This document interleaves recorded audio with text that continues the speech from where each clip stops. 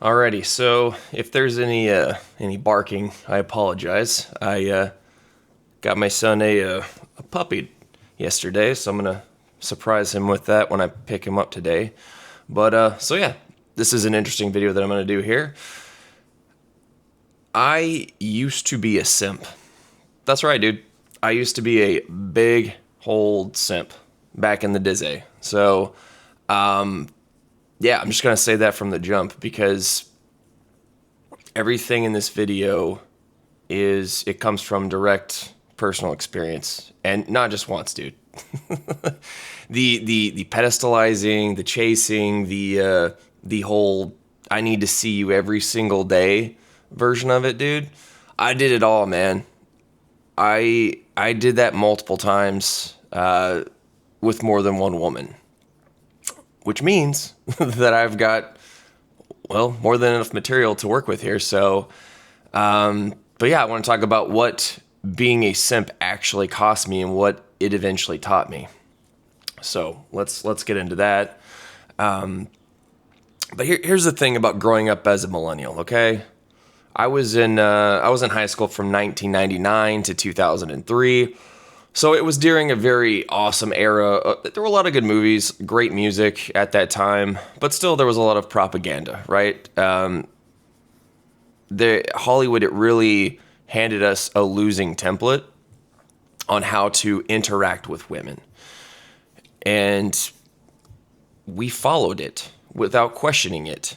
I didn't have a lens for that stuff back then. I didn't understand propaganda.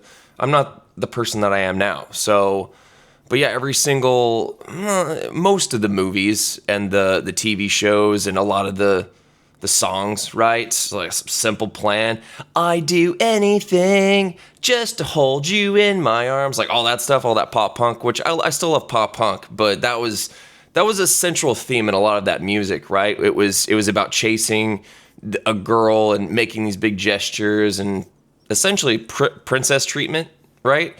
Dedicating yourself completely, because that was the template we were given, was that this unwavering devotion is that's what it's supposed to look like.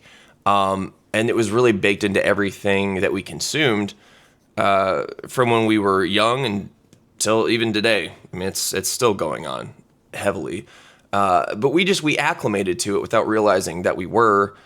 And I genuinely believed that you're supposed to put her first and you're supposed to go above and beyond. But that was the thing that would make her fall for you, right? And then you'd have a relationship and then things would work out. That was what I thought. But I didn't stop to question whether if it was correct or not. I had no frame of reference. But we as millennial men, we took it as fact and operated accordingly. So, but the problem is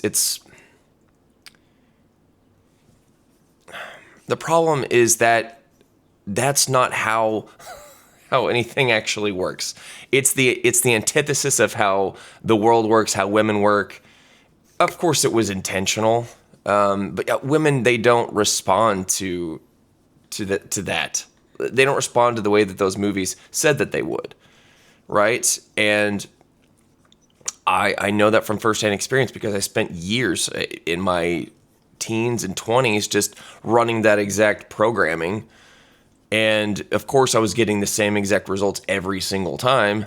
And I want to walk you through what that actually looked like. So when I was 17, I think I was a senior in high school, had a girlfriend for not very long though.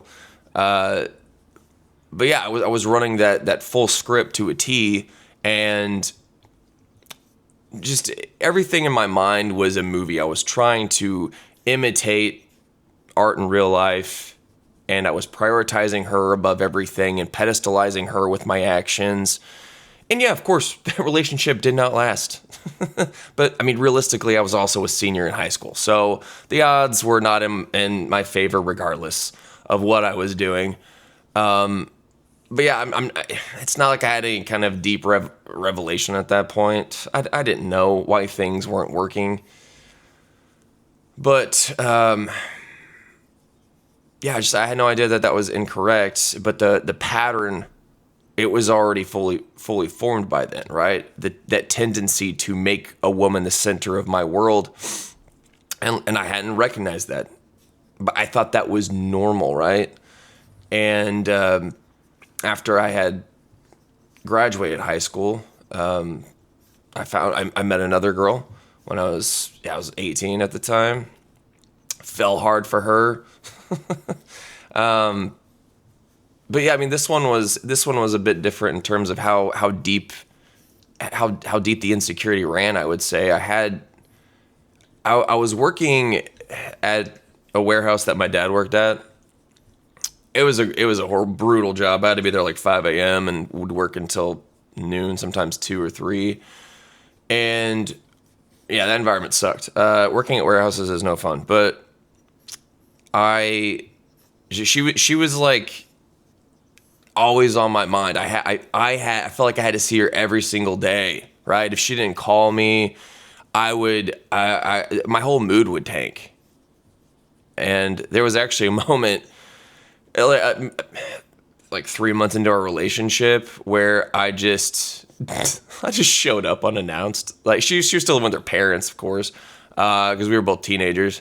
But yeah, like showed up, and looking back, I could tell that she wasn't expecting me, so she was super annoyed. She was pretty annoyed, and I would be too if that happened to me now. But yeah, looking back on that, yeah, I don't know what I was thinking, but at the time, I was that insecure. But yeah, that's not romantic or cool at all. Like that is a guy that has no sense of himself and cannot tolerate any amount of uncertainty. I couldn't tolerate uncertainty, and I had no sense of myself. I was very insecure,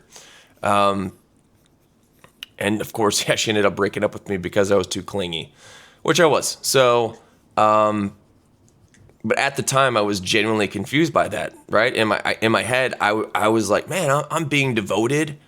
Ow! Don't bite me, dude. But yeah, from her perspective, she was seeing, yeah, just this loser, right? This man with no direction, nothing. I didn't have a plan. I didn't have a mission. No, don't bite me, dude. It's just should have brought your chew toy.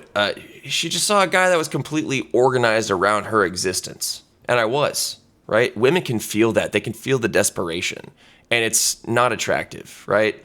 When a man has nothing going for him, if there's nothing that he's building or working toward, then that the relationship becomes his whole life, and that kind of pressure, for a woman is very unattractive. They don't want that. They do not respond to that. Okay, but then years later, in my late 20s, I made the same mistake again with my son's mom. I was still carrying those same insecurities, right? I was still pedestalizing and still making her the emotional center of my life rather than in addition to it. Right? If I didn't get a text back or if I didn't see her, dude, I'd be falling apart inside, right? My whole emotional state on any given day was basically tied to where things stood between us. I would just text her for some type of reassurance. So, yeah, I had no real sense or direction at that time, and I didn't have a mission. There was nothing I was clearly building and working toward. And of course, yeah, there were other factors involved in how that situation played out. But I would say that dynamic I just described was a significant part of it. I was pretty immature at that point. There was a lot going on with both of us, but what that relationship ultimately cost me was a lot. That's where my awakening happened. Was then I had to go through the family court system and do all that stuff, and just the way things had played out, I got a brutal awakening, a brutal wake up call, and here I am now. But it cost me dearly.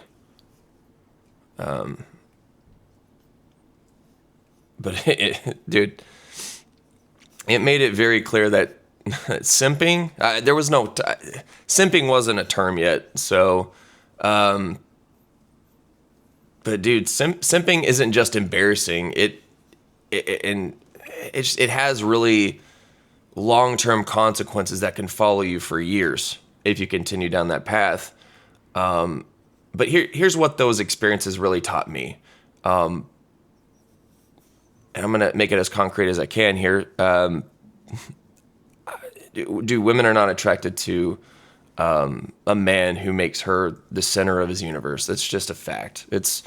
Right now it's just common sense, but it's not to a lot of men still. But that's the thing that Hollywood got completely backwards, intentionally, of course. What women actually respond to is a man who has direction, right? He has purpose. He has something that he's genuinely working toward. A man who is actually doing his own thing and who makes her a part of his world instead of making her the reason for it. That's what you should be doing. And of course, when I say mission, I'm not talking about. It's nothing. It's not complicated or philosophical, really. It's just knowing what you're supposed to be doing with your time, right? Whatever you're building or where you're heading. And when you don't have that, you fill the void with the relationship, right? And the relationship becomes the mission itself, and that's not how it should be. That puts weight on a woman that they're not interested in carrying. It's not attractive at all. They don't want you to be. They don't want to be your entire world. They want to be part of your world that's already interesting, right? You've got to be interesting. And so the insecurity that comes from no direction, it shows up in the relationship in very specific ways, very identifiable ways. Because a man in that position, he needs constant reassurance because of the uncertainty and how it's so unbearable. Like I said, I'm like, hey, babe. Like I had to text every single day, and I had to get a text back just to see if things were still good. Don't do that, man. Just stop doing that. But yeah, you'll end up doing dumb stuff, showing up places uninvited, right? Looking like a weirdo, reading too much into things, like reading too much into any, like if she doesn't text you for a day, just overthinking everything, every call, every text, whatever. And all of that, it tells a woman exactly where a man is with himself, and she'll make a decision based on that to dump you. So, if you're doing all of that, then you need to stop, dude. if you're being a simp right now, if you're doing any of those things, and that's just some of them. There's a lot of things. This could be a very long video, but I'm not gonna dive into every nook and cranny. But yeah, if a relationship ended because of those things, dude, that's why, dude. That's why, man. You didn't know it, but now you do. But here's where I actually am now. So my priorities now, after making all of those mistakes and being a total loser for a long time, my priorities are straight. They're right where they need to be. I know what I'm doing. I know where I'm going. I know how to carry myself around women. It's all about how you carry yourself and having confidence. I understand what they find attractive and what they don't. A lot of what I used to do, right? Like buying gifts, doing all these gestures, thinking that it was some type of devotion that she would think would. I thought I was winning the girl, right, with those gestures. But it was all evidence that I hadn't sorted myself out yet. So, but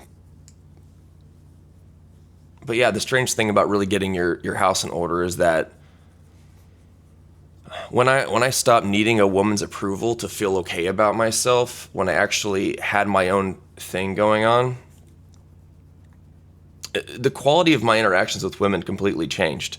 And that change, it had nothing to do, I wasn't running any type of like strategy or playing any games, right? It was just, things finally clicked.